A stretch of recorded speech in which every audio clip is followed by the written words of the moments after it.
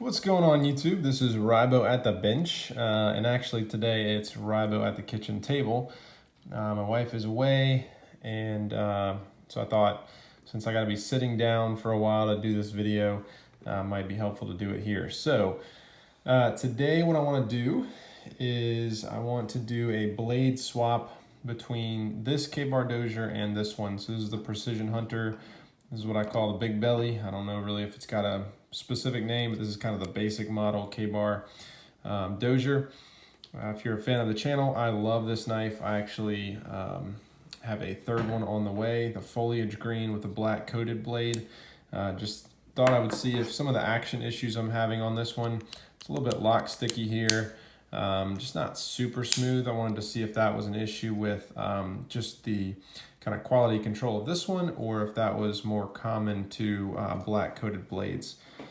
I thought in the meantime, it might be fun to do a blade swap between these two. Now, obviously, you've got kind of an assortment of polished versus coated parts, so we'll probably have a mismatch here, but I think it'll be kind of fun anyway. It kind of gives you if you're a watch person, your SKX, your Turtles, that kind of thing, where you can just have a base watch, base knife, and kind of play around with it, do some mods and some part swapping and whatnot.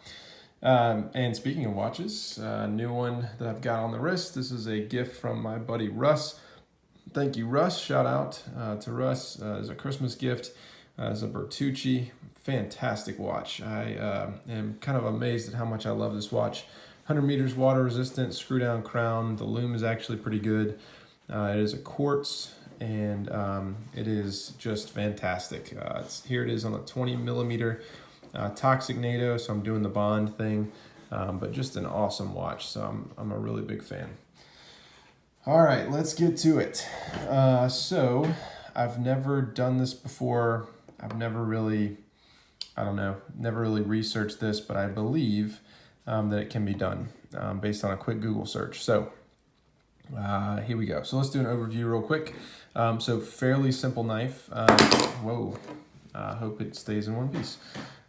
Fairly simple knife. So you have your pivot screw here. You have the screw down here in order to change the pocket clip direction, which I have. It's the one thing I have done with both of these knives, is played around with that. And based on what I've seen with that, I have some thoughts about how this will go, but we'll get to that. And then you have this pin here. So for the back lock here, you have this pin. I assume you cannot take that out because it's not threaded. What I imagine, based on what I know about backlocks, is there's going to be this bar here that will swing freely once you take out all the other stuff. And there's probably a spring under here that keeps this down and gives you something to push against right there.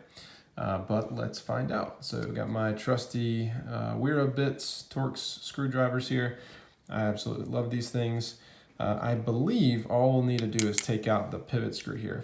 And when you're doing this, and this is more based on what I know from disassembling other knives, but when you're doing this, keep an eye on your parts, number one, and then you're also going to want to hold all of this. I'm putting the orange stuff up here, remind me of that. So I'm going to force this out, but make sure you've got kind of your hand around like this, because this is going to release the spring and you could have parts shoot out. So I'm going to push that through. There we go. And like I said, I'll do this slowly. It's going to release all that tension right there. So a couple things to note real quick. So I noticed when I was unscrewing the Torx bit, or the pivot screw, it was not spinning freely on the other side, which is a really good thing. That's also something that even knives twice as expensive as this can't get right. And it looks like, yeah, so this is a keyed, I don't know what you want to call it, but it's keyed. So you have that flat part up here on this, which is going to fit into a flat part up here. The one thing that I'll guess with these, yeah, you can see if you can, so you can see that the flat bit is up there at the top.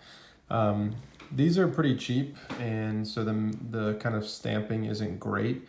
So you may have some issues getting these screws in and out. That's one thing I've noticed trying to get this out for what do you call this, pocket clip. So you may have to force it the first or second time, just kind of tear that plastic away. But then after that, it should be fine. But that is it. So that's your back lock. So let me go over this real quick if you've never seen one of these or never done this. So you have your blade, no washers or bearings or anything like that because it's the back lock. So there you go. And then you have this piece right here, and this is gonna swing freely. And you can see that is just swinging on that right there. So that's not gonna come out, that'll stay here. And then you can, let me see if I push this all the way through, can you see? So that's the piece that's gonna catch on the back of the blade right there. So imagine it going like that and just hooking on there. And then you have the spring here. So I'll pull this one out. So this is it. You just have this little bar, and basically this fits into a notch back here like that. And then this piece comes down over top of it and forces that down so that when you're pressing on this, you're pressing against that spring. And so that's how that works. So fairly simple. You can probably see, yeah, you can see it right there on the interior of the handle. You can see that faint kind of shadow. That is the slot. Let me see if I'm probably not good enough to get this in on camera. There we go. So that just fits in there like that. And then this guy comes down over top to bring that spring tension down. All right, so that is all we need to do, I think, for the disassembly of the Precision Hunter. So let's move on to the big belly. One thing also is I could not find my frog lube, which I tend to use for knives. It's probably maybe in some gun cleaning stuff, but if anything is too dirty, I do have some mineral oil here that we can use. All right, putting the blue one up there. All right, same deal here, right? So I'm gonna use this to press out like that. And there we go. Let's see if this one releases as nicely. And it does. It's got that kind of Swiss Army action there. All right, so your blade, not too bad. You can see that the text is rubbed off a little bit there, but that's all right. All right, so you got your blade there, and then you got your same deal here. Interesting thing to me is that the spring on this guy is also coated. That is, I don't know why they would do that, but there you go. So you have a polished blade there, and then you have a coated blade there. So if I'm doing this right there, to me, that feels better. Yeah, so I think that is what the deal is. Sorry, let me articulate what I'm feeling and what I'm seeing. So I can already tell without blades in either of these that this one is a better feeling knife. And I believe that this is everything that I've felt in the knife to this point has been the action between the back lock piece right here, which I'm sure there's a something bar. I'm sure there's a word for that, but I'm blanking on it. And then the spring back here. So these two pieces of metal come in contact at this point. When I push down, you can see where that hits and where that spring is going, right? So it's going to be making contact with that little cutaway right there. And when I do that right there, that feels so smooth. You would never think that it's two pieces of metal hitting. It just feels incredibly smooth. If I do the same thing over here and I make that contact, one, that spring tension is, I don't want to say it's twice what this is, but it is a lot stronger than what this one is. And it feels gritty almost. And so I don't know if that is just a quality control thing, but the only difference between these two is that you have two coated pieces of metal here as opposed to one coated and one polished. And I'm wondering maybe if that has something to do with it. You know, you look at your Spyderco Chaparral FRN, I just wanted to make this comparison. This is a very smooth backlock. This one is a little bit more complex, although at the end of the day, it's the same mechanism. So you have this backlock bar right here on this pivot, although this one you can remove. You have a lot more metal here. You have some interior complexity with some, like I think this one's on, I want to say there's bronze washers in there too. But it's the same way that these work. That's basically what you're going to find in all the back locks, although you'll have, plus or minus a few complexities. I can say these are way easier to get in, to take apart and reassemble than the chaparral and some of Spyderco's knives. All right, so let's do this. Let's put that over there. And we're gonna match, no, I'm sorry, we need to, so let's put these back where they go. We need to do blade swaps. So I'm gonna do a blade swap, and for now, I'm just gonna leave all of the other parts with the original knife. So I'm gonna put the blue one away for now. We're gonna tackle the orange one because this is the one I'm really interested in. All right, I'm not gonna bother lubing this up or anything or doing any cleaning. This is a fairly new knife, so normally you'd probably wanna clean this out, maybe rinse it out and put some oil on it, but I'm just gonna go for it. Okay, so this I anticipate will be the hardest part of the video, particularly to film. And that is because you have to hold all this spring tension in while placing this. So I'm gonna try to push the keyed bit through just enough to where it's flush, but not past the handle. And the reason for that is when I bring this knife in, when I bring this blade in, everything has to line up just perfectly in order for the keyed piece to pass through the blade. And so you have to hold that spring tension in while you line up the blade and then push it all through at the same time. And this can be very difficult to do. So let's see if I can do this and if this works.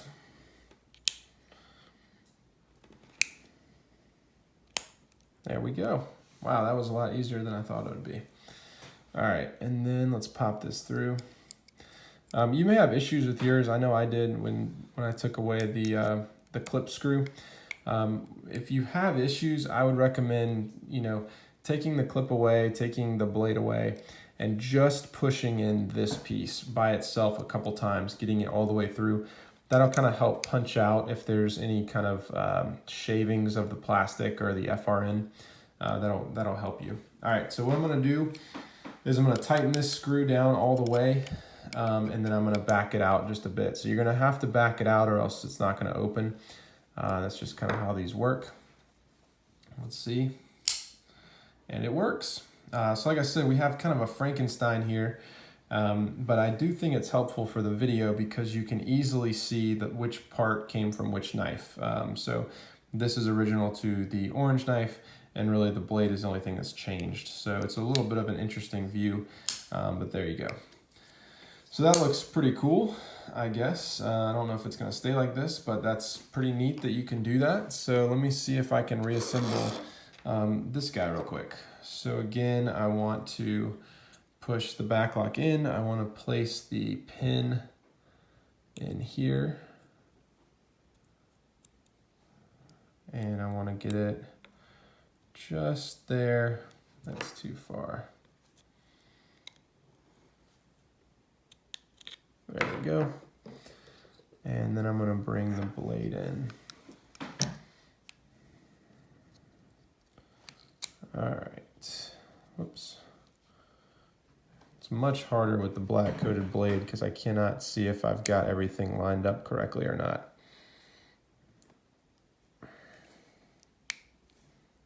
There we go. All right, popped in. Again, much easier than I expected. All right, and let's put this one back in there. Again, I'm gonna tighten all the way in, and then I'm gonna back it out just a bit. There we go. All right, so let's play around with these and kind of see where I think the issues are. So there you go, blade swap is complete. Both of these work just fine. Locks up nicely. The lock bar and the blade fit in the exact same spot.